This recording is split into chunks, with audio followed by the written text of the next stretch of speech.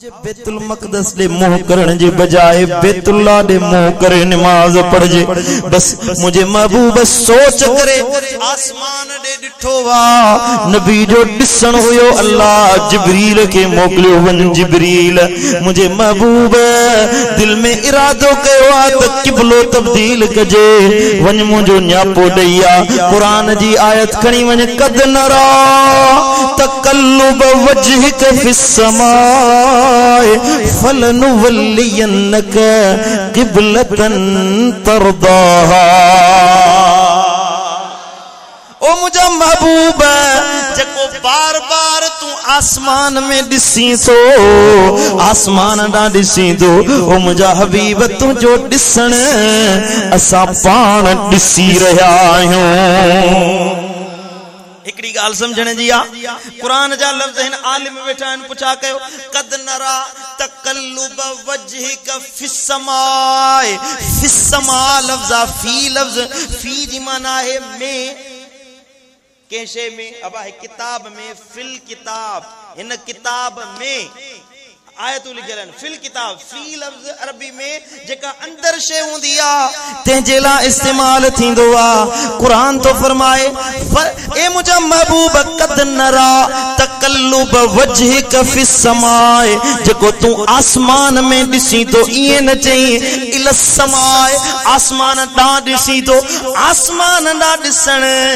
आसमान में तारा चिमकन था नीरो रंग नजर अचे तो या तुझी मुंजी अख दिसंदी आसमान दा तू मां दिसंदा आयूं पर आसमान मंझ चाहे आसमान में चाहे या तोखे मुखे खबर ना है या अख मुस्तफा जी आ जेका आसमान जे अंदर बाहर दिसंदी आहे नारे तकबीर नारे रिसाला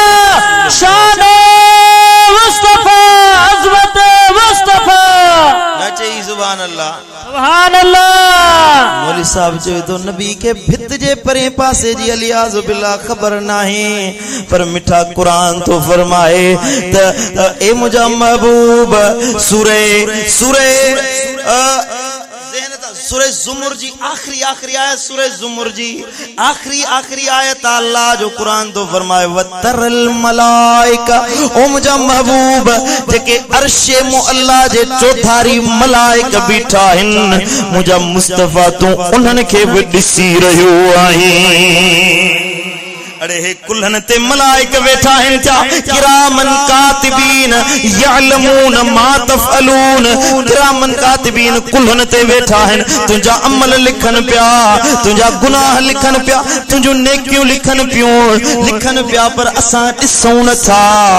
पूरो बलोचिस्तान गड कर रुदा सिंध वारा वठी अच पंजाब वारा वठी अच केपीके वारा वठी अच को बि न चवंदो त कुल्हन ते वेठल मलाइक नज़र चन प्या पर मिठा या मुझे नबी जी नजर आ जो तुझे मुझी नजर कुल्हे ते वेठल मलाइकन के नथी दिसे नबी जी निगाह त अर्शे मुअल्ला जे चौधारी बीठल मलाइकन के महबूब जमीन ता भी दिसी रहा है सुभान अल्लाह सुभान नचे सुभान अल्लाह अब इतना सिज्जा न सिज्जा सा जो साइंसदानन जो चवणा त के करोड़े नूरी साल परे आ समझो था लखे अरबे माना सालन जे पंध ते मुफासिलो आ सिज ऐं जमीन जे विच में समझो था एडो परे आ ये पेरे आसमान जे हेठा आहिनि सिज चंड तारा कतियूं सितारा सभई पेरे आसमान जे हेठा आहिनि इन खां पोइ पहिरियों आसमान ॿियो आसमान टियों आसमान सत आसमान सतनी आसमानन खां मथे जन्नत खां मथे सिदरतुल मुंतहा उते मकान खत्म थियो ते खां पोइ ला मकान आहे आलम अमर आहे हेठ आलम खल्क मथे आलम अमर जिथे कोन थो रसी सके उन ला मकान ते अर्शे मुअल्ला रखियल्ला तेजे चौधारी मलाइक बीठा हिन अल्लाह जो कुरान तो फरमाए मुझा महबूब जमीन ता भी आसमान अर्शे मुअल्ला ते बीठल मलाइकन के तू दिसी रहियो आहीं सुभान अल्लाह अरे जे नबी सुनो अर्श ते बीठल मलाइकन के दिसी सके तो अर्श मुअल्ला जे इर्द गिर्द बीठल फरिश्तन के दिसी सके तो इस्माइल आनी वारो दिल ते हथ रखे बुधा रोज़े पाक मां मुझो महबूब इन आशिकन के न तो दिसी सके सुभान अल्लाह दिसे दो कि न कोदा दिसे ओ इल्म तो वट कान यकून जो हुक्म तो वट कुन फयकून जो सुभान अल्लाह अच्छे सुभान अल्लाह कुरान तो फरमाए अल्लमक मालम तकुन तअलम ओ नबी जे को न जान दो हुए ओ समूरो इल्म तो महबूब के असा दई छडियो आहे जो तू न जान दो है हर इल्म अची हो केड़ो इल्म न जान दो हो नबी के खबर को नहीं तो इस्माइलानी में महफिल थी दी अल्लाह ताला फरमायो महबूब इहो भी इल्म दिनो माए मौलवी इंदा आलिम इंदा सिंध में हिंद में एशिया में अरब में अजम में अंग्रेजन में यूरोप अमेरिका में केर इंदो केर पैदा थींदो मुझे महबूब मुस्तफा के अल्लाह हर इल्म दई छडियो आहे मान तो सही बुखारी शरीफ जी हदीस है खोल बुखारी शरीफ हजरत सैयदना अबू हुरैरा तो फरमाए त महबूब फज्र नमाज पढ़ी मिंबर ते बीठा तकरीर कयन तकरीर फरमायन खिताब फरमायन वाह वाह नबी जो खिताब तुझी मुझी तकरीर असा कलाकन ॿुधूं त थकरी पवंदासीं कलाकन मां तकरीर कयां मुंहिंजो इल्मु ख़त्म थी वञे जेका पॉइंट मां खणंदुसि वध में वधि हिकिड़ो कलाक ॻाल्हाईंदुसि जेतिरी मुंहिंजी इल्मी ताक़त आहे को वॾो आलिम हुजे उहो पंहिंजे इल्म मुताबिक़ ॻाल्हाईंदो तकरीर कंदो वध में वधि 2 कलाक 3 कलाक नेठि त थकबो न पर वाह वाह इल्म मुझे महबूब मुस्तफा करीम जो हजरत सैयदना अबू हुरैरा तो फरमाए नबी मिंबर ते चढ़ी बीठा खिताब शुरू कयन जेको कुछ थी चुको हुयो सोब बयान कयन जमीन न ठही हुई आसमान न ठया हुया कायनात न ठही हुई जग न जुड़ियो हुयो तबे का शुरू फरमायन इस्तानी जो जन्नत जो जिक्र कयन जहन्नम जो जिक्र कयन मीज़ान जो जिक्र कयन हशर जो जिक्र कयन हर उन मानू जो नालो वरतुन जेके बाद में अचण वारा आहिन जंहिंजे पोयां 40 मानू लगंदा मुझे महबूब तेजो नालो भी बुधायो तेजे पीर जो नालो बुधायो तेजे गोठ जो नालो बुधायो तेजे कबीले जो नालो बुधाई वाह वाह मुझा महबूब तुझो इल्म मुझे महबूब अव्वल का आखिर ताई जन्नत में आखिरी मर्द केड़ो विंदो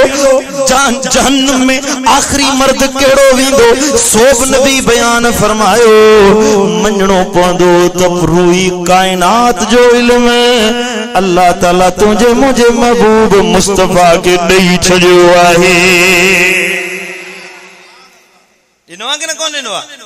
ओ इल्म तो वट कान यकून जो हुक्म तो वट कुन फयकून जो आहे नूरी नबी निर्वार तू आही सुहणो नबी सरदार तू मुझा सुहणा नबी मुझा प्यारा नबी सरदार तू आही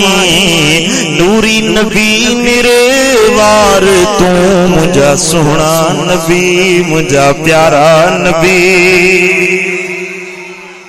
तुझे अचण सां सब जग जुड़िया सिज चंड कंदियूं ऐं गुल टिड़िया सुभान अल्लाह तुझे अचण सां सब जग जुड़िया सिज चंड कंदियूं ऐं गुल टिड़िया आहीं नूरी नबी निर्वार तू आहीं सुहणो नबी सरदार तू मुझा सुहणा नबी मुझा प्यारा नबी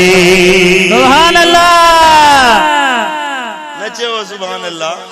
अल्लाह पढ़ो सल्लल्लाहु अलैका या रसूल अल्लाह वसल्लम अलैका या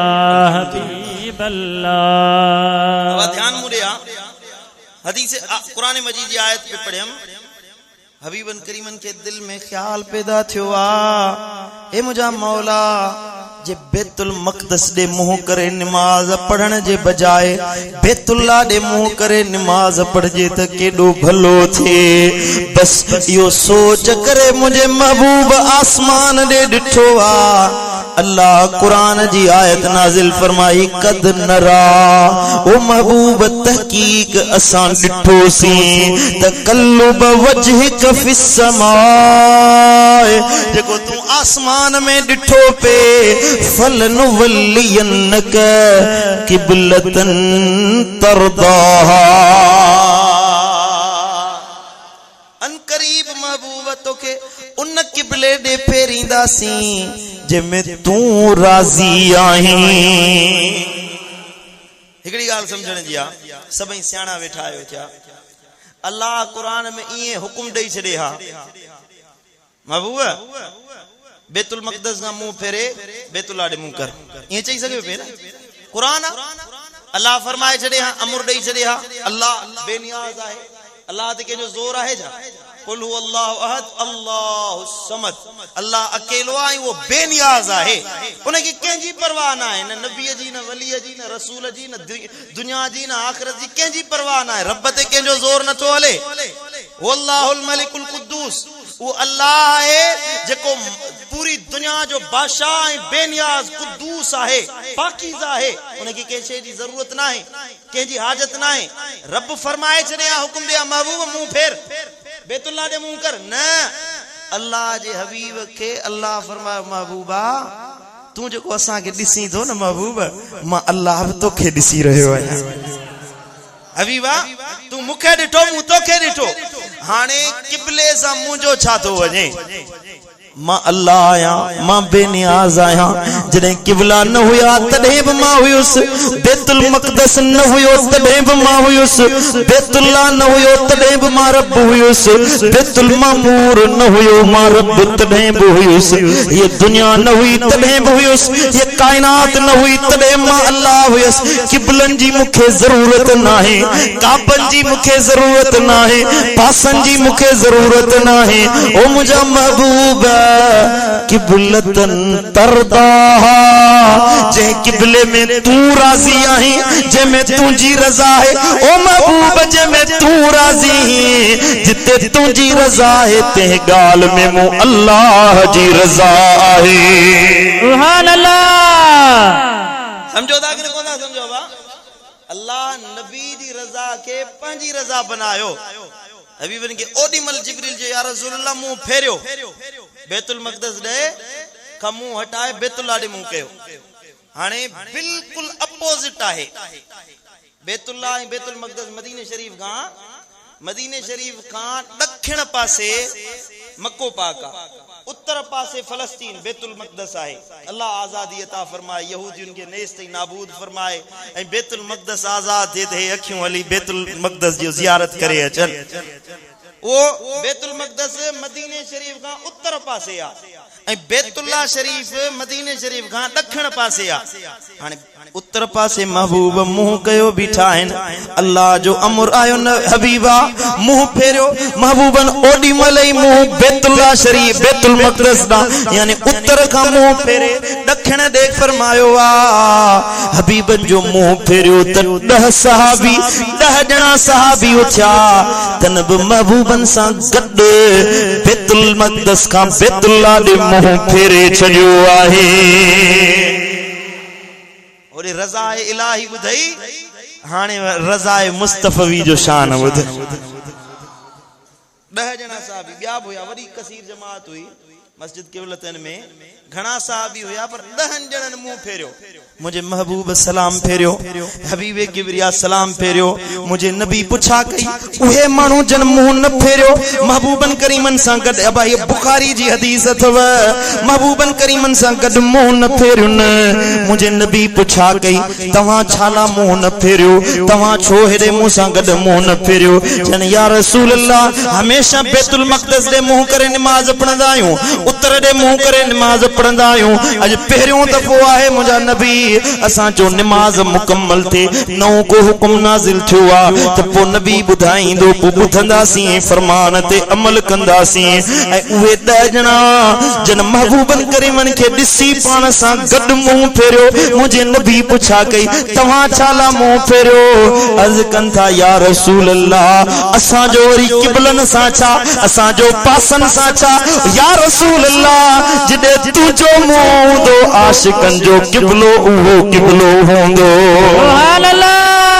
सुभान असां जो मुंह किॾे बि हुजे असां खे पासन जी ज़रूरत न आहे या रसूल अल्लाह जिते तुझो मुंह हूंदो उते असां आशिकन जो बि मुंह उन तरफ़ हूंदो न चई सुभान अल्लाह वाह वाह वाह वाह सहाबियुनि जो शान वाह उन्हनि जी मोहब्बत ओ असहाबी पहिरियों नंबर प्यार में हा फरजाना लगी तुझी तार जन के दुनिया में उहे दीवाना असहाबी पहिरियों नंबर प्यार में हा फरजाना लगी तुझी तार जन के ओ यूसुफ ले यार हुई हिकड़ी ज़लीखा हैरान यूसुफ ले यार हुई हिकड़ी ज़लीखा हैरान अरबी ले मुल्क चरियो अदनी ले मुल्क चरियो मलाइक भी हैराना लगी तुझी तार जन के सुभान अल्लाह नचे सुभान अल्लाह अकेले मौली साहब जे नबी जी मोहब्बत जी दावा न कई त इन जे चवण सां कुछ न थो थिए हबीबन करीमन फरमायो रोजानो 70,000 मलाइक घणा वरी जो 70,000 मलाइक सुबह जो सिज उभरंदो आहे त 70,000 मलाइक आसमान ते लहंदा आहिनि ऐं मदीने शरीफ में महबूबन जे रोज़े पाक ते मज़ार अनवर ते सलामी ॾियण जे लाइ ईंदा आहिनि सॼो ॾींहुं उन्हनि जी ड्यूटी हूंदी आहे त नबी जे दरवाज़े ते बि चवनि अस्सलातु वस्सलाम अलैक या रसूल अल्लाह उते भी सलाम पढ़ंदा आहिनि जॾहिं सिज लहंदो आहे त उहे वापसि मोटंदा आहिनि शाम जो वरी राति जे लाइ ॿिया 70,000 मलाइक लहंदा आहिनि सॼी राति उहे बि सलातो सलाम पढ़ंदा आहिनि वरी उहे वापसि वेंदा आहिनि वरी सुबुह जो ॿिया ईंदा आहिनि हदीस मुबारक आहे जेको हिकिड़ो दफ़ो मलाइक आयो वरी क़यामत ताईं ज़मीन ते न ईंदो हिकु दफ़ो हाज़िरी नसीब थियसि वरी नबी ॾे न ईंदो उहो वरी आसमाननि ते हूंदो नवा मलाइक ॿिया मलाइक नाज़िल थींदा अड़े मुंहिंजे महबूब जे दर ते हाज़िरी ॾियण जे लाइ अल्लाह जा मलाइक बि फ़ौज दर फ़ौज शौक़ दर शौक़ हाज़िरी जे लाइ ईंदा आहिनि न जी सुभान अल्लाह सुभान अल्लाह अर्ज़ पे क्या मैं त सहाबा जो या रसूल अल्लाह क़िबले सां असांजो छा वञे जिथे तुझो मुंह होॾे असांजो मुंह सहाबी जो अक़ीदो हज़रत उमर फारूक हजर अस्वद बैतुल्लाह शरीफ जे कुंड ते लॻल आहे जिते दरवाज़ो आहे बैतुल्लाह जो पासे में हजर अस्वद लॻल आहे उन कुंड ते हजर अस्वद लॻल आहे हजर अस्वद हबीबन करीमन फरमायो यदुल्लाह अलल अर्द इहो हजर अस्वद ज़मीन ते अल्लाह जो सॼो हथ आहे जॾहिं अल्लाह कंहिंसां मिलण चाहींदो आहे त इन हजर अस्वद जे ज़रिए मिलंदो आहे जेको माण्हू इन हजर असवद के चुम्मी ॾेई अचे उन ॼण के अल्लाह जे कुदरत वारे हथ के चुम्मी ॾिनी आहे अल्लाह शलैया चुम्मी नसीब फरमाए समझो था हजर असवद एॾो शान वारो आहे हजरत उमर आयो पाण फरमाइंदा ओ हजर मुखे खबर आ तू पत्थर आहीं न तू फायदो ॾींदे न नुक़सान ॾींदे न तू नफ़ो ॾींदे न नुक़सान ॾींदे मुखे खबर आ तू पत्थर आहीं तोखे चुमण सां को फ़ाइदो न आहे तोखे चुम्मा तॾहिं थो जो तोखे ॾिठो हुयमि जो मुंहिंजो महबूब मुस्तफ़ा तोखे चुम्मी ॾेई रहियो हुयो न चई सुभान अल्लाह उमर जो अक़ीदो आहे फारूक आज़म जंहिंजे साये के ॾिसी शैतान भॼी वेंदो हुयो हबीबन फरमायो उमर तू पाण त शान वारो ही पर तुंहिंजो पाछो तुंहिंजो सायो ज़मीन ते पवंदो आहे तंहिंखे ॾिसी शैतान रड़ियूं करे भॼी वेंदो आहे जो उमर अची वियो आहे सो उमर फारूक तो फरमाए त हजर चुम्मी न ॼाए हा पर मुंहिंजो महबूब तोखे चुमंदो हुयो तॾहिं तोखे चुम्मी ॾेई रहियो वरी जो सुभान अल्लाह हो जो 10 सहाबी हुया तन जो महबूबन सां गॾु मुंहुं फेरियो हबीबन के चन या रसूल अल्लाह जॾहिं तुंहिंजो चेहरो ओॾे असांजा मुंहं हूंदा हबीबन फरमायो त 10 ॼणनि खे नालो वठी 10 ॼणनि खे फरमाइनि ता 10 ॼणा जेरे ई तव्हांखे जन्नत जी ख़ुशख़बरी आहे नालो वरतन अबू बकर फिल जन्ना उमर फिल जन्ना उस्मान फिल जन्ना अली फिल जन्ना साद फिल जन्ना अमर बिन आस फिल जन्ना तलहा फिल जन्ना नाला वठंदा विया 10 ॼणनि जा मुझे महबूब फरमायो तव्हां 10 ॼणा मुंहिंजी रज़ा ते राज़ी रहियो मूं नबी खे राज़ी करण जे लाइ पंहिंजा चेहरा फेरिया बाबा अमल कहिड़ो हुयो निमाज़ त हुननि बि पढ़ी पे निमाज़ हिननि बि पढ़ी पे अल्लाह जे हुजूर में हे 10 ॼणा बीठा हुया ॿिया बि बीठा हुया सभई सहाबी नबी जा सहाबी नबी जे हुजूरी में रहण वारा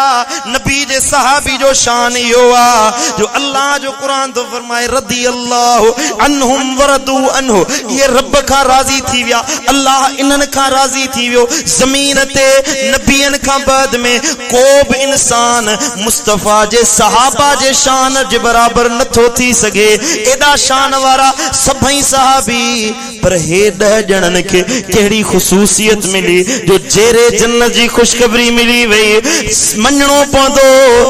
जन्नत रुगी निमाज़ सां न मिलंदी आहे जन्नत मुस्तफ़ा सां मोहब्बत रखण सां मिलंदी आहे सुभान अल्लाह न चई सुभान अल्लाह समझो था कि न कोन था समझो जेकॾहिं पूरी जिंदगी इबादतूं करे माण्हू रुकू करे करे उनजी चेल कमान वांगुरु डोड़ी थी वञे सजदा करे करे उनजो निरड़ गसी वञे समझो था क़याम करे करे उनजा पेर फाटी पवन ऐं इबादत कंदे कंदे वो वफात करे वञे पर जे दिल में ज़र्रे बराबर नबी सां बुग़्ज़ अथस मुस्तफ़ा सां बुग़्ज़ अथस उनजी पूरी कई कमाई चट थी वेंदी इबादतूं तंहिंजूं मक़बूल आहिनि भली थोड़ियूं छो न हुजनि जिन में मुस्तफ़ा जी मोहब्बत शामिल हो सुभान अल्लाह हक बेशक न चई सुभान अल्लाह सुभान अल्लाह हुब वारो जेको ॾिसणो अथई न हुब वारो ओ सुहेब रूमी निहार सहाबिया फांसी ते चा पिया चाढ़न और मानू मारन पिया धक पिया हणन सुहेब तो फरमाए मुझी चमड़ी लाहे छजो